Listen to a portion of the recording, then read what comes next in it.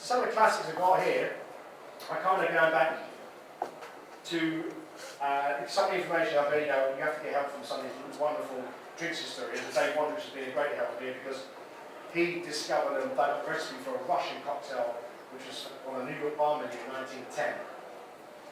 Russian vodka, bitters, and grenadine.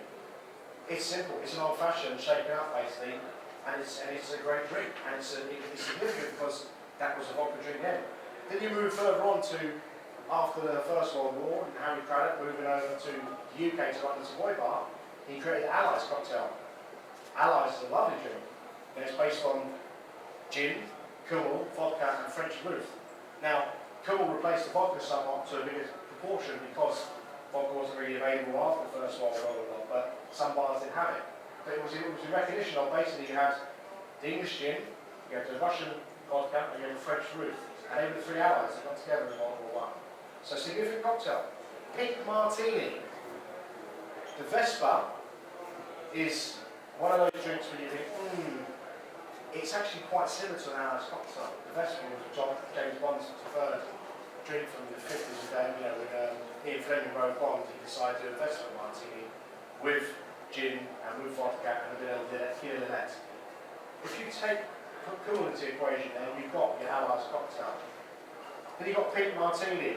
The Pink Martini, you probably recognise the first vodka classic martini because it won a martini competition in New York in 1935. And that was based on bitters, French vermouth, grenadine, and Russian vodka. And when you move up to the 1950s, you've got an IBA classic, the Ballet Lager, which is basically a white lady with vodka. And the Ballet Lager, I think it's a wonderful drink. If you look at it, you put cranberry juice in it, it's cosmopolitan. But if people talk about kamikaze, is that the drink I do? The kamikaze is a very popular shooter. You go, okay, that's fine. But you look at it, it's lime juice, 10-11, but it's very similar to its predecessor, the Ballet Lager. Interesting enough, the kamikaze is probably one of those drinks which you'll never find in a Japanese bar. It's one of those popular bars, style of bars today, but they don't like kamikazes. But they might have Ballet Lagers. And the final one goes to Joe Gilmore from the Savoy Hotel in 1975, the link up. When he linked up for the astronauts from America to USA and USSR, they went in space together on a mission, and he actually linked up with them and made a cocktail at the Savoy Hotel, the American bar, using some comfort, because obviously down in some states is where the vodka's taken off. You use Russian vodka and just, a little bit of fresh lime, little savvy. It's a delightful drink. So they kind of 5 drinks which are not very well known, the vodka of, but people know the kamikazes that we're listing them here. Let's start with them. What's going to be your high wall banger? Sex on the beach. 80s? Ladies, anyone have sex on the beach? Come on. It was vodka that caused it. Right. Vespa, Sea Breeze, kamikaze screwdriver, Greyhound. There's a Greyhound. Now you want to confuse a bartender with vodka drinks? Just say to him, I want 2 Greyhounds and a salty dog, no salt. And there you have it. You've got to have that. There's another one here, Cosmopolitan. Whoa. Now, I'll have 2 Cosmopolitans and I'll see the lady and a kamikaze. What's a kamikaze? Oh, it's a kamikaze with cranberry juice. Oh, you want one and 2 Cosmopolitans? Fine.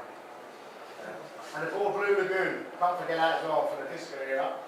It was created that happened in York Bar in Paris. There was also a Whistler Blue, which is a bluebird which had aubergine sweetening with a blue curacao and a vodka. And then you had like the Blue Lagoon. It was a simple drink. People started just drinking made with lemon juice. People started with lemonade. It became a disco classic. And people come in and say, Blue Lagoon, please, heavy on the lagoon. And one was a blue curacao. It was a vodka drink. Heavy on the lagoon. You ever heard that? My God. So we make some drinks. Anyone got any thoughts on that? What's your feeling? Because I was saying about potatoes earlier, I want to go back to that because potatoes can either be very floury, they can be very waxy, they can be cooked differently, they can be roasted, boiled, mashed, steamed, fried, and they will way different textures. But generally we serve these kind of potatoes with 2 things, usually ketchup and mayonnaise. That's what you give the flavour of the potato. It's all about the sauce. So when I think about vodka, I think, what am I going to give the vodka to give it some recognition and maybe enhance it and make it be part of the drink. Because, I do believe that consumers today getting a bit of a bum rap with people around the world who are saying vodka isn't significant. You know, as I said before, we work in a sales and customer-orientated, service-orientated industry. And consumers around the world, there's a few funny little facts, well, I don't know if they're actual facts, but they're quirky anyway. It's thought that every second a shot of vodka is drank around the world. It's thought that every 5 minutes a whole bottle of vodka is consumed around the world. That's huge, huge numbers of volume. You know, and why would you dismiss something which brings in great profit margins?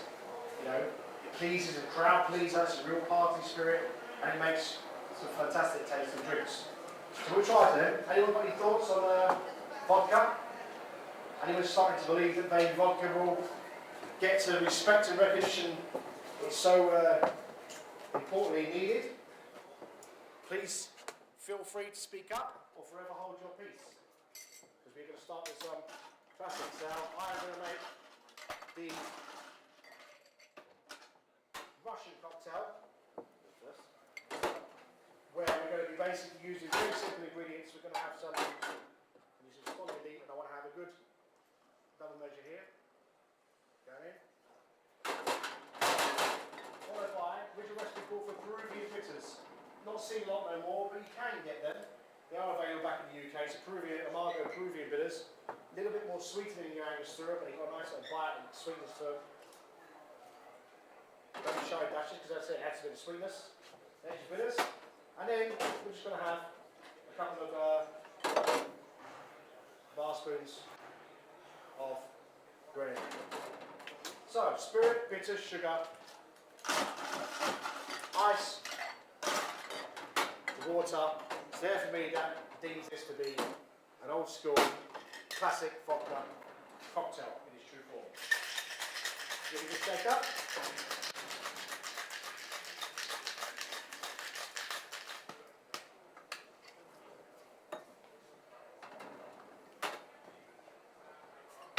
Now I'm going to put in this little strainer here.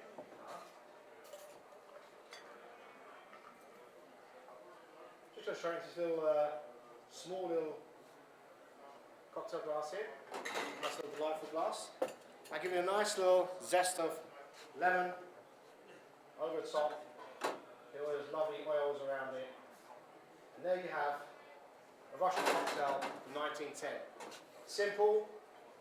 That won't even touch the sides. Doosh! Fantastic.